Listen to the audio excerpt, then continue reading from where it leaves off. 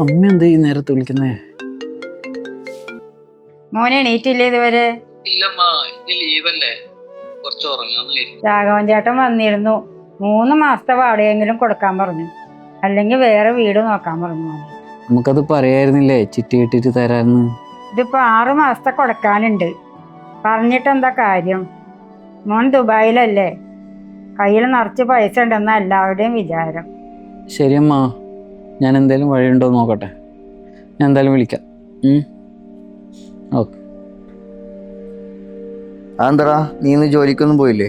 ഇല്ലടാ, ഞാൻ അവിടെ നിന്ന് ഇറങ്ങി. 3 മാസമായില്ലേ സാലറി ഒക്കെ കിട്ടിയിട്ട്. വേറെ എന്തെങ്കിലും നോക്കണം. എനിക്കൊരാഴ്ചക്ക് വർക്ക് ഫ്രം ഹോമാ. എടാ, അമ്മ വിളിച്ചിരുന്നു. 6 മാസത്തെ വീട്ടിൻ്റെ വാടക കൊടുത്തിട്ടില്ല.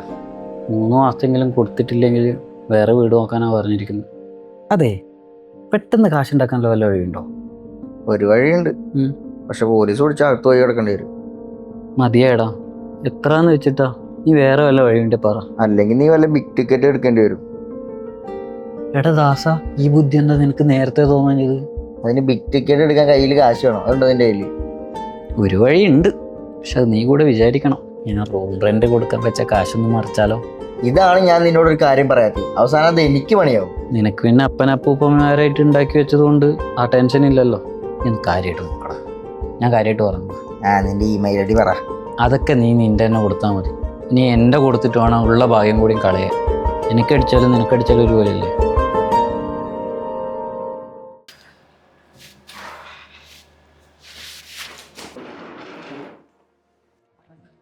എടാ, നമ്മുടെ ബിഗ് ടിക്കറ്റ് എന്തായി? ഞാൻ വന്ന് കേറിയല്ലേ ഉള്ളൂ, നോക്കാം. ശരി, നീ നോക്ക്, ഞാൻ അവിടെ ഉണ്ട്.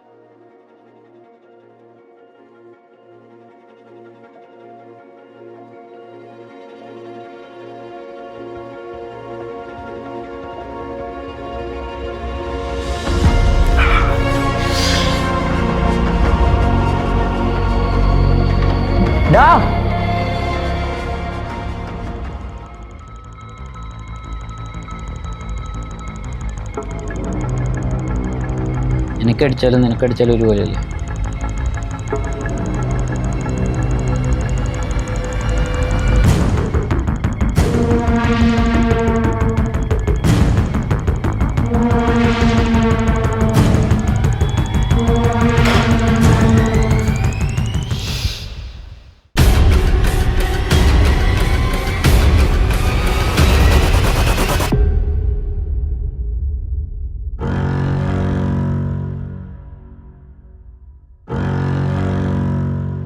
അബുദാബിയിൽ ഹൃദയാഘാതത്തെ തുടർന്ന് മലയാളി മരിച്ചു. മായുന്നല്ലോ മാനത്തെ പൊൻതിരി വാർന്നു തേങ്ങുന്നല്ലോ തീരങ്ങൾ നോവിലലിഞ്ഞു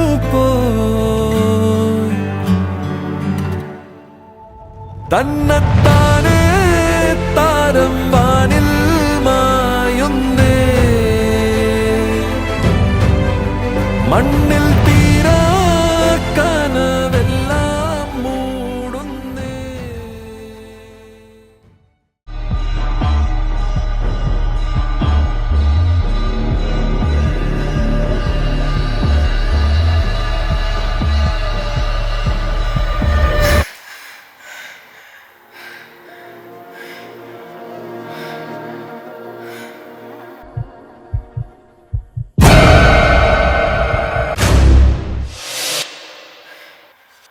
പേടി അതൊക്കെ വെറും തോന്നലല്ലടാ. നിനക്ക് പേടിയില്ലേ?